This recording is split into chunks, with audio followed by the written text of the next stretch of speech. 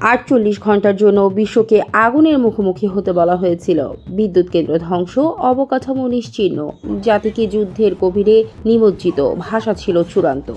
নাটকীয় এক হুমকির বার্তা ছিল স্পষ্ট, হয় মেনে চলো নয়তো পিষ্ট হও।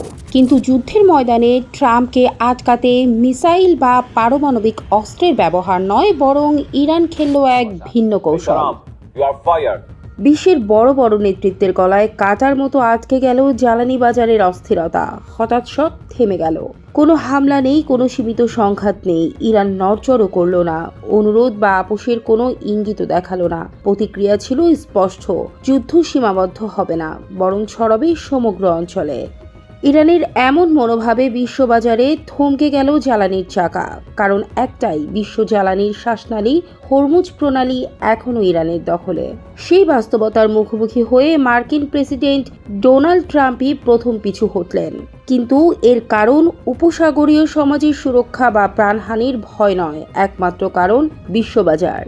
শুরুর থেকেই এটি ছিল মনস্তাত্ত্বিক অভিযান। প্রতিটি হুমকি পশ্চাৎপসরণ বাজারের সময়সূচির সাথে সামঞ্জস্যপূর্ণ, জীবন সংখ্যা নয়, বাজারে সিদ্ধান্তের কেন্দ্রবিন্দু। ইরান বুঝেছে হুমকি ও চুক্তির আখ্যান গ্রহণ করা যাবে না।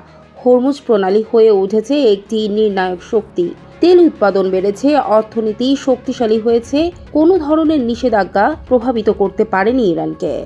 ট্রাম্প পিছু হটেছেন, কিন্তু পিছু হটা মানে আত্মসমর্পণ নয়। কারণ যুদ্ধের একটি ধ্রুব সত্য হলো প্রতারণা। এটি একটি কৌশলগত বিরতি, যেখানে বাজার, সামরিক শক্তি ও কূটনৈতিক বিভ্রম একসাথে কাজ করছে। বিশ্ববাজারের এমন থমথমে পরিস্থিতিতে প্রশ্ন উঠেছে, যুদ্ধের ঝুঁকি যখন জীবন নয় বরং অর্থনীতি দ্বারা নির্ধারিত হয়, সেখানে নৈতিক নেতৃত্বের ভূমিকা কোথায়?